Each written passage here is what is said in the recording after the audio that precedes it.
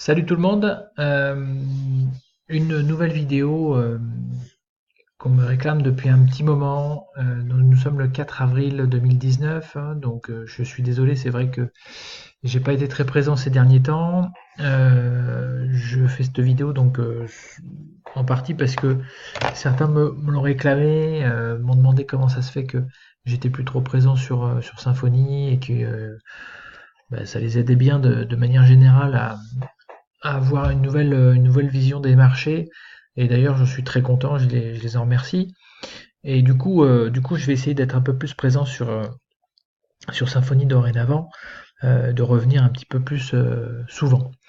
Euh, et puis bon, la raison pour laquelle j'avais quitté un petit peu, c'est que d'autres se servent de ce que je faisais pour leur propre compte. Donc ça me plaît pas trop.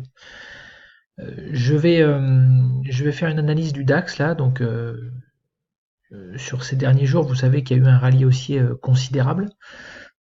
Euh, un rallye haussier considérable. On va faire une analyse aussi de mes résultats. Et puis voilà. Je vais essayer de ne pas faire une vidéo trop longue. Alors, le DAX, ça fait 9 jours hein, qu'il monte en flèche sans arrêt. D'accord. Et là, on le voit là. 9 jours, 1, 2, 3, 4, 5, 6, 7, 8 et 9. Donc là, concrètement, c'est vrai que on aurait tendance à aller se dire que maintenant il faut aller récupérer principalement ce gap là qui est à 11 571, 11 570 et que un rallye baissier va avoir lieu parce que un cours ne peut pas monter aussi fort sans respiration. Alors en plus, si on essaye d'analyser un peu graphiquement, voilà, on arrive en haut du canal, si vous voulez. Voilà, en D1 en plus c'est assez puissant, donc bon, je, je, je reste assez persuadé qu'on va aller petit à petit comme ça, là, peut-être aller pour taper ici, par là, vous voyez, je sais pas, alors le 17 avril, ça m'embêterait un peu parce que je vais laisser ma position un peu trop longtemps pour gagner quoi, 100 euros, c'est pas énorme, voilà. Euh, alors, moi, toute cette hausse, elle se voyait déjà en W1. En W1, en une semaine, il y avait eu cette avalanche baissière qui m'avait fait, moi, shorter sur ces niveaux-là, et puis qui a fait que je me suis pris une grosse tollée, hein. On va parler des résultats après. Mais en fait, il y avait deux façons d'interpréter ça. Soit cette baisse considérable était en fait un retest des bougies, de la bougie rouge qui avait été cassée, ce qui aurait été en fait une lecture bien plus intéressante que celle que j'ai faite, moi, et qui m'a apporté préjudice, on avait commencé une tendance haussière. Donc on aurait pu très bien se dire que ici, et ce que j'aurais dû me dire, on allait repartir à la hausse. Et on aurait profité d'un sacré nombre de points, puisque vous voyez, l'entrée, elle est relativement simple, hein, elle est sur les 11 300. 11 300, on est à 12 000. Ça veut dire 700 points, il n'y a pas à chercher plus. Hein, 700 points, même si quand vous êtes à 25 centimes du point, comme moi je suis, où je l'étais, je vais monter un petit peu, mais voilà, c'est 174 euros hein, sur 2 semaines. Bon, c'est pas extraordinaire comme résultat, mais c'est bien. Voilà, c'est bien, sachant qu'on aurait pu se remettre après. D'ailleurs, on le voit en D1. En D1, voilà, en D1 ici, on voit que le cours vient retester cette bougie-là, rouge, là, ici. Pour moi, c'est la bougie rouge, parce que vous savez que en tendance haussière, on va avoir tendance à aller regarder la dernière bougie rouge, et en tendance baissière, on va avoir tendance à aller chercher la dernière bougie verte pour savoir quel va être notre point d'entrée. Mais ça, j'insiste pas trop dessus, ce sont des trucs qui sont réservés aux adhérents de la chaîne Club Privé. Donc là, on a un point d'entrée à 11 300, et puis on pouvait essayer d'aller rechercher de plus en plus de points d'entrée. Là, par exemple, j'en retrouve un autre en H4. Alors c'est toujours facile hein, de voir après. Sauf que, en fait, quand on n'avait que ça, par exemple, on pouvait se dire que là, par exemple, j'avais que ça. Voilà. Hop. Là. Ici. Cette bougie rouge et je ne sais pas ce qui se passe après. Admettons. Je ne sais pas ce qui se passe après.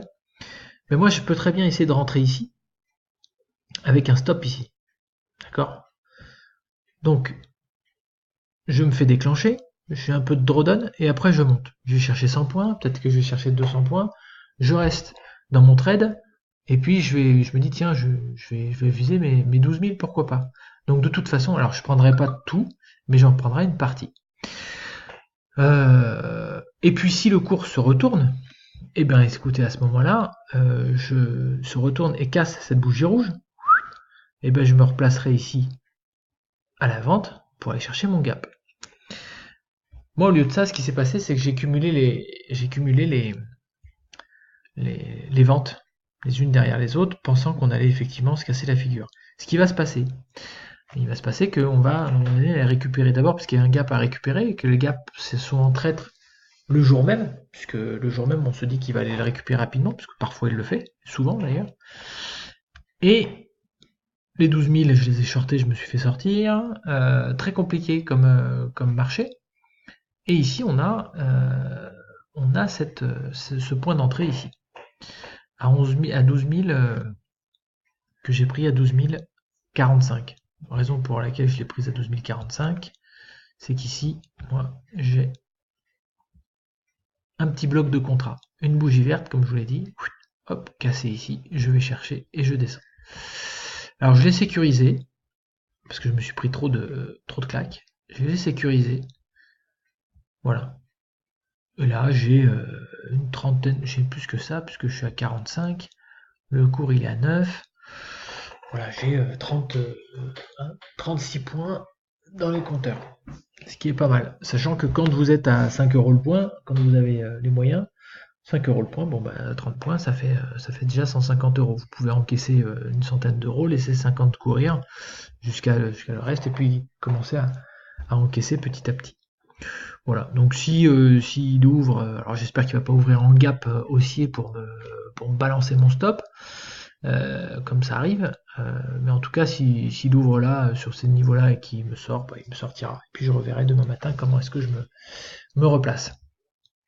En attendant, money management extrêmement important, car ici ça c'est ma journée, donc moins 50, j'ai respecté à peu près mon money management, donc j'ai perdu un peu plus d'important, j'ai arrêté de trader, enfin j'en ai mis un autre, mais vraiment disons allez, ça devrait pas poser plus de problèmes que ça maintenant. Effectivement, j'ai eu raison.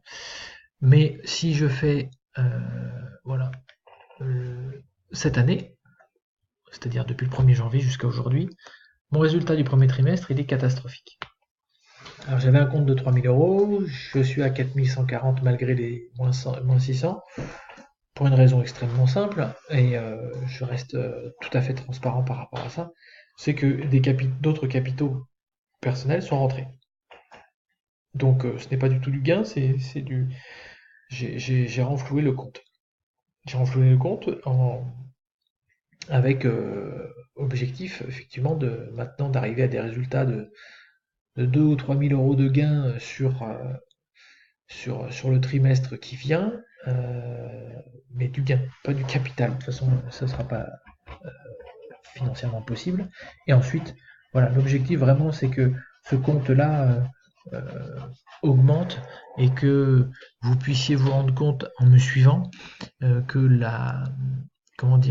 gagner en trading de manière régulière malgré des pertes, c'est possible et que seul le money management et la psychologie aussi est très importante. Sont très importants, pardon. Pourquoi la psychologie? Parce que là, ayant subi une perte de 5% quand même, sur 2 jours, 3 jours, c'est monstrueux. Je vous dis 5%, c'est plutôt 6%, 6-7%. C'est monstrueux, vraiment. Donc, mais je sais pourquoi. C'est-à-dire que c'est pas de la faute du marché. D'abord, c'est jamais la faute du marché, hein. C'est toujours la faute du trader. Ça, faut se le mettre en tête. Et je sais pourquoi. J'ai pas mis de stop. Voilà. Si quand j'ai tradé ce gap, J'avais mis un stop, d'ailleurs j'aurais pu encaisser un peu de gain et laisser refaire le cours, voir un petit peu comment il allait. J'aurais pu constater qu'effectivement on partait dans une hausse importante, sachant qu'on était en train, là on l'a là, hein, cette partie-là, elle est en train de nous dire attention, je démarre un rallye haussier. Alors après, on avait ce bloc de contrat hein, qui était un peu délicat. D'ailleurs, on a une réaction hein, sur ce bloc de contrat, mais qui est pas violente. Et en fait, ça revient tellement fort dessus. Le retrader ici, non. Par contre, le laisser partir hein, sur le gap, voir que les moyennes mobiles en plus se croisent, que la moyenne mobile 200 là ici commence à prendre de l'envol par là-bas. Enfin, là on a des signaux acheteurs clairs. Mais bon, j'étais un peu buté, j'étais pas bon.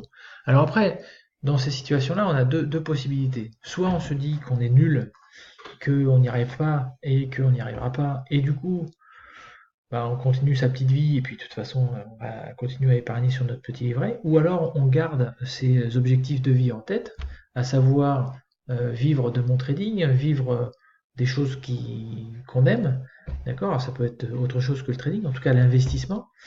Et puis essayer d'atteindre la liberté financière. Et à ce moment-là, on se remet en question et se demande pourquoi on a raté. On a raté pour différentes raisons, d'accord? Les raisons principales, c'est l'inutilisation des stops. Moi, j'ai fait une vidéo, vous pourrez la voir, sur la gestion des stops. Je n'ai absolument rien respecté de cette vidéo. Pourtant, c'est moi qui l'ai faite. Donc, à partir d'aujourd'hui, la question ne se pose plus.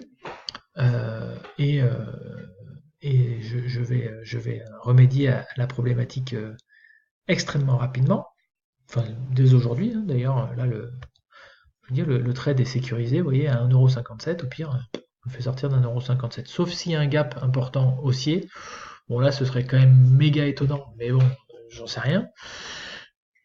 Sauf s'il y a ce gap là haussier qui m'envoie mon stop à l'ouest, mais bon je suis à 0,1 lot, au pire je vais perdre 15 balles quoi, enfin ça sera pas très très méchant.